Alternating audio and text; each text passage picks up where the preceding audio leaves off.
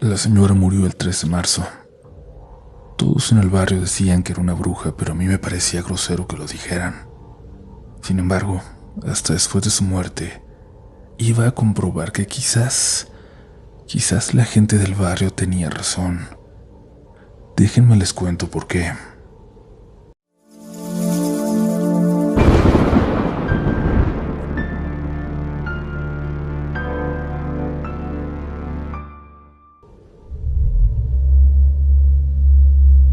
Muy buenas noches, comunidad.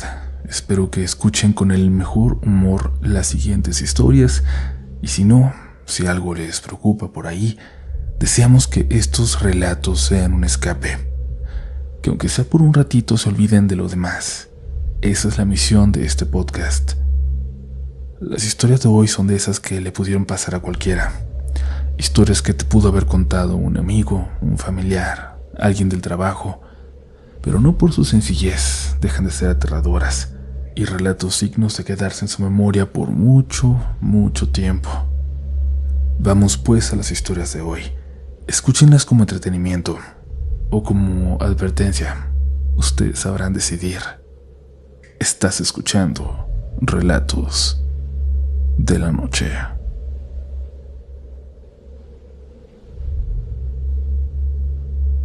Un saludo, querida comunidad.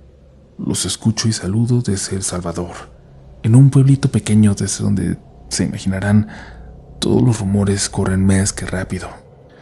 Por eso me gustaría que mi relato sea anónimo, por favor. Desde hace tiempo tenía mucha curiosidad por compartirles algunas de tantas experiencias raras que he tenido, pero la que ocurrió hace poco fue la que finalmente me animó a perder el miedo a escribirles. Para dar un poco de contexto, esto fue reciente, pero empieza hace muchos años. Cerca de mi casa vivía una señora ya bastante mayor, y en el barrio siempre se decía que era una bruja. Cuando yo estaba pequeña nunca lo creí.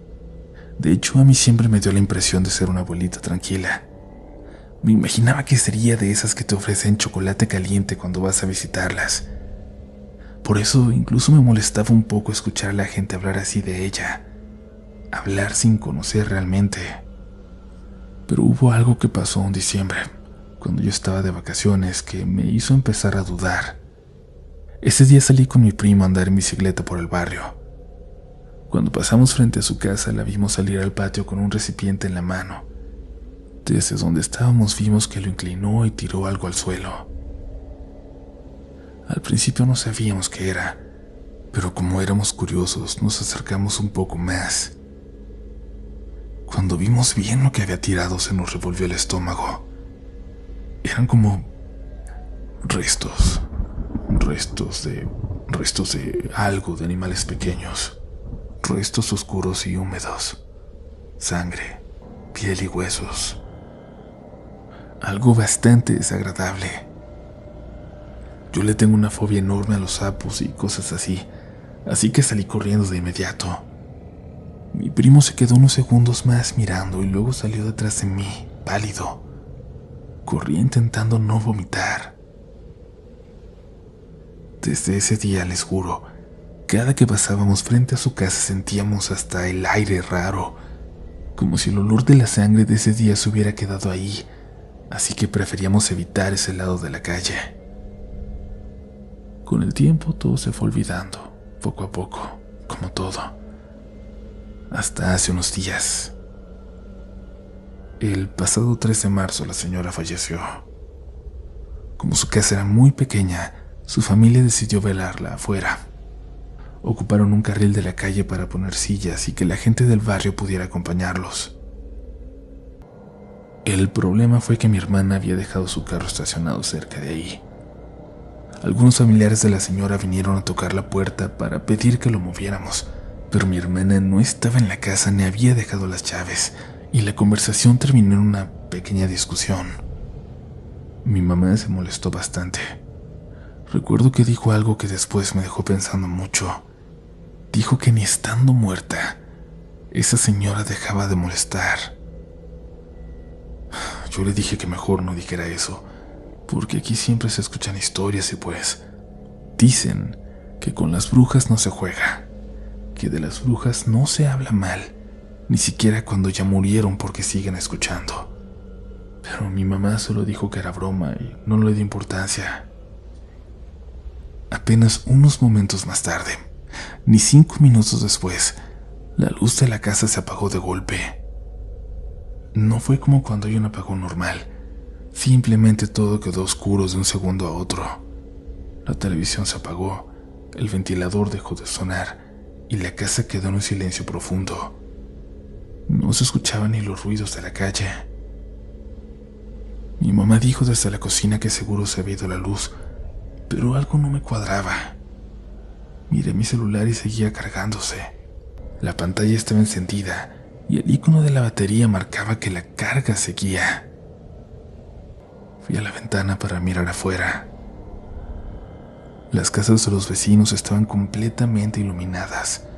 Las lámparas de la calle seguían encendidas y hasta se escuchaba la televisión de la casa de al lado. Solo nuestra casa estaba a oscuras y se sentía también demasiado callada. Decidí ir a revisar el interruptor general. El pasillo que conecta con la sala siempre ha sido un poco oscuro, pero esa noche lo sentía más largo de lo normal. La única luz que entraba era la de la calle por una rendija en la ventana. Mientras caminaba noté que seguía sin escuchar la calle, el ruido, el viento. Solo escuchaba mis pasos. Sentía el aire más frío y esa sensación incómoda de que no estaba sola. Cuando estaba llegando al fondo del pasillo me di cuenta de algo raro. Algo en la oscuridad de la sala se veía distinto, como si en medio de la penumbra hubiera algo parado, pero no reflejaba nada de luz. Era como una sombra negra en la oscuridad. Me quedé mirando unos segundos, tratando de acostumbrar la vista, tratando de reconocer algo, cualquier forma. Al principio pensé que era algún mueble o tal vez la puerta mal cerrada, pero entonces distinguí una silueta. No tenía una forma clara. Era más bien como una mancha de oscuridad con volumen, como si una sombra se hubiera separado de la pared. Lo primero que pensé fue que alguien se había metido a la casa. Pregunté en tono agresivo que quién andaba ahí, pero nadie respondió. Entonces pasó algo que me dio todavía más miedo. La sombra se inclinó ligeramente hacia un lado, pero no con un movimiento brusco. Fue exactamente el gesto que hace alguien cuando intenta observar mejor algo en la oscuridad. En ese momento sentí como el miedo me recorría desde la nuca, como me bajaba por la espalda. Di un paso hacia atrás, la sombra también se movió, pero no caminó, más bien se deslizó un poco hacia adelante. Ahí fue cuando sentí miedo de verdad, porque me dio la impresión de que esa cosa entendía perfectamente que yo la estaba mirando. Retrocedí otro paso y escuché un sonido leve.